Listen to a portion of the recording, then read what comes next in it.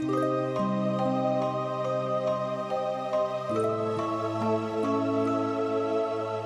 just stood there in silence. Nobody was here at this point, it was just Alex and I. The only boy I'd loved and the only friend I had left is with the rest of them now. The wind is blowing the leaves, which seem to make a whirlwind around his grave. They are protecting it in a way like no human being ever could. But I am here left to face the world on my own.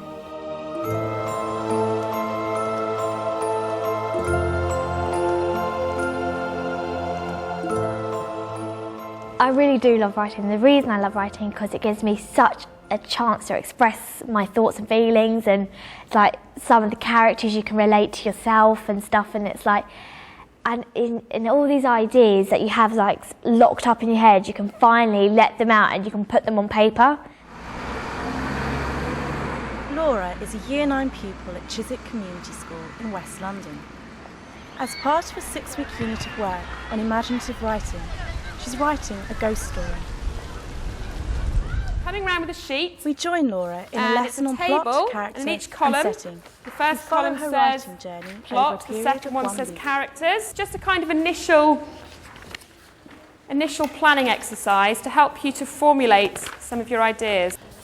So you've got 5 minutes to think about a possible plot, to think about possible characters, and to think about where you would like to set this ghost story. I like it so far. I would like to take some feedback, just some initial feedback, to think about, to hear some of the varied plots, characters, settings that you've decided on. My one is about 4 friends, Alex, Sam, Grace and Tom, and a young girl called Sally who has no family and is a little bit mad. And the 4 friends have just graduated from high school, and they were going to their after graduate party, which is in New York, and their car breaks down, and they go into the woods and they see this house. So they ask the lady if they can use their phone, which is the same age as them, but then she starts being a bit weird, and then the accident happens and they think they killed her, but they haven't, and then she comes back to seek revenge. So you're actually going to make your plan. Perhaps do a circle here and think about what you're going to write. This is what you are going to do tonight. You are finishing your plan and you are writing the opening paragraph only. The opening paragraph has to hook and grab the reader. Think about your sentence structure, think about your vocabulary choices, and think about crafting your piece of writing. I look forward to hearing the opening paragraphs next lesson. The reason I like writing fiction stories is because you can make a story from being really scary to really funny and stuff. You can change it. You can always have an idea for a good story. A week goes by.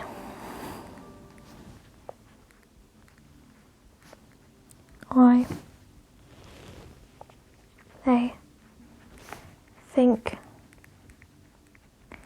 they killed Sally. It might seem like I'm writing the actual story, but the reason I do it this way is to get the main points down on paper, so that way I won't forget them. What character? Tom gets what does she get? A letter. A letter?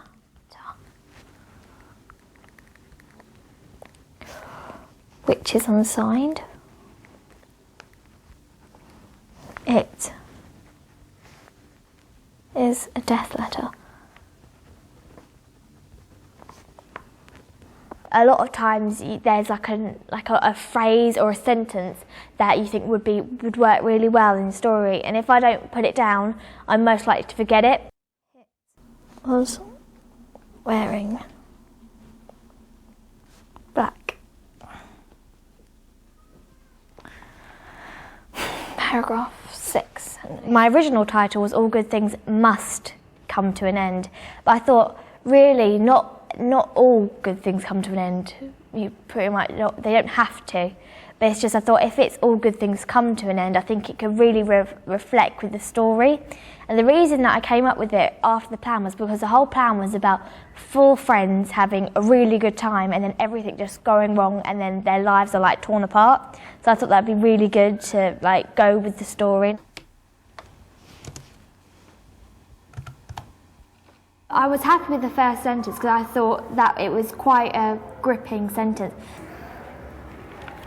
But it's just, I thought the main plot of the first paragraph just wasn't really good because you already knew what was going to happen at the end. So what's the point of reading the whole story if you already know what's going to happen at the end? Excellent, okay. And the idea, I just stood there in silence. Nobody was here at this point. It was just me and Alex. It's a really gripping opening sentence because as I'm the reader here of your story and I want to know who Alex is, who you are, why there's silence, why is nobody there, and it wants me to read on. So the next part, the only boy I loved and the only friend I had left with the rest of them now. And the wind is blowing the leaves which seem to make a whirlwind around his grave. So you're starting at the end of the narrative, aren't you? Yeah. And then that's an interesting technique. And so your opening sentence here, it all started 1 year ago. Me and Alex and Tom and Grace were just cruising down the streets of New York on our way to a party at some mates to celebrate our graduation. It literally, within the space of this paragraph, it all went from being really good and having the music up and having a really good time to being a big problem. How you're going to get out of this area. And of course, you've got the woods there as well, which makes the setting sort of scary as well. So it makes you want to read on and see what actually happens next. I think dialogue is more effective than just writing with no dialogue at all. Because I think it's really good in the story for the characters communicate with each other. And there's a part where they got, there was a bang occurred. Suddenly, this massive bang occurred, which was so loud it echoed through the trees. The car came to an abrupt halt. Tom, what did you do? Oh God, guys. Oh no. What's wrong, Tom? The car is broken down. When Tom says, oh God, oh no, it sort of makes you go, oh my God, what's happened? Right. We all took one look into those bone-chilling woods and tried to find a different way to get home, but there was no other way. So we set off into the woods looking for help. We stuck to each other like glue sticks to paper. The thing was, when I planned it, I didn't really plan any of the description that I was going to put in about the area. I just simply put, it was in the woods and they meet this murderer lady and all this. There was a strong smell of rotten leaves and the ground was covered in broken branches. The wind blew the trees, which seemed to make them attack us like wild dogs attack their prey. When I started to write it down, I realised, oh, this is going to be really, really long. So I decided to put it into 2 paragraphs, and hopefully that way the paragraphs won't be as long. She made a shiver go up all of our spines. It's excellent. Really, I mean, obviously, you really have tapped into different sources, and you've obviously been quite inspired from somewhere to write this. I think when you read, you get ideas. It's like sometimes when you're reading and you're thinking, oh, you get a picture of what the characters are like in your head, and then you're like, oh, this would be a really nice setting and stuff. And I think you can sort of reflect back on other books and stuff. We must have been walking for about 15 minutes, but it seemed like a lifetime. Finally, we reached an old house, which was the source of the light.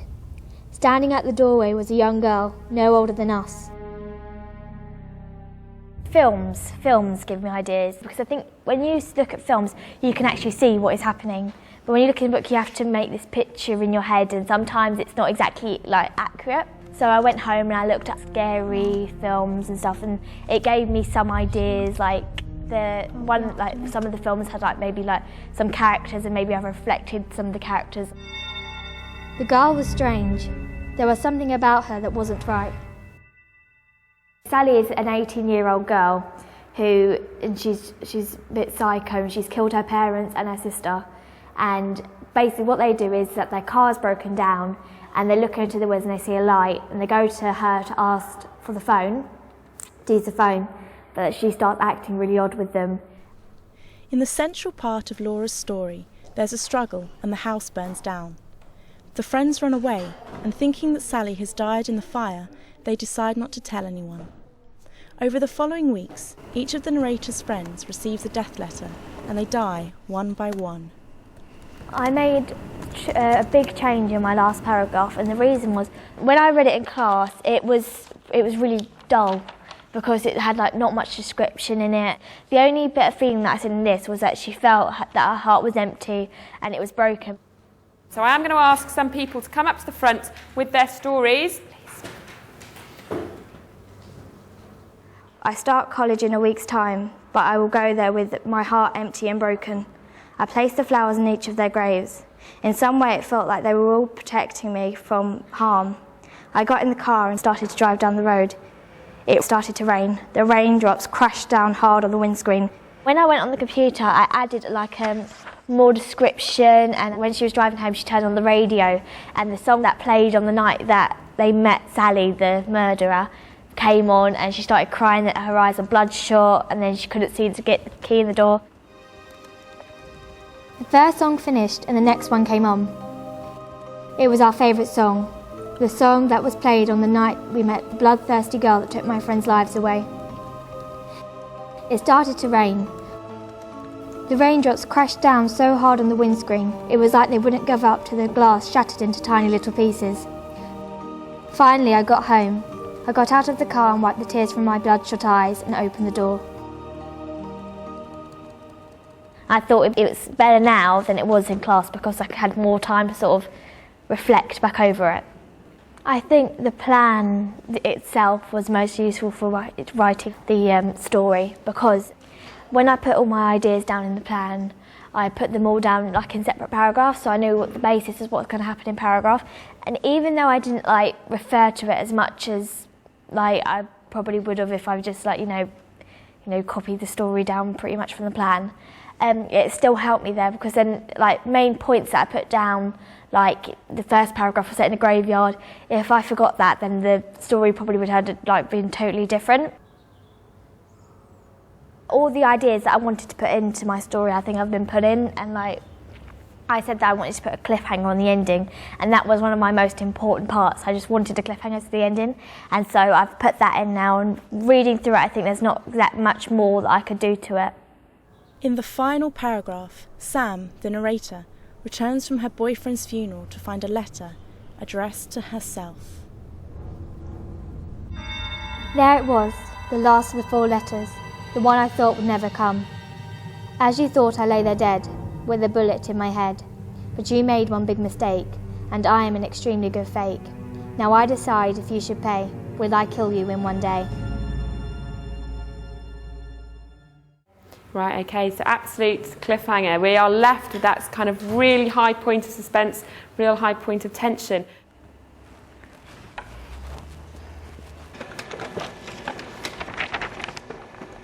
I'm really glad that I did it in first person, because she was the only one really that survived.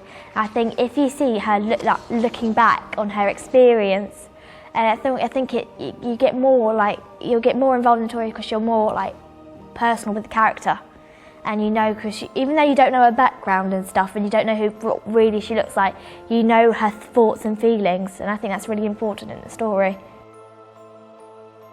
Lots of the other things I don't really enjoy, but writing I do enjoy, and that's why I put so much effort in it. That's why I think I spend so much time in it, and I even do when I'm not meant to do. I just do it anyway, because it's just something that I don't know. It's like pleasure. It's something that gives me comfort and stuff. Just writing. For Laura's whole story, plus comments from a writing expert, visit teachers.tv.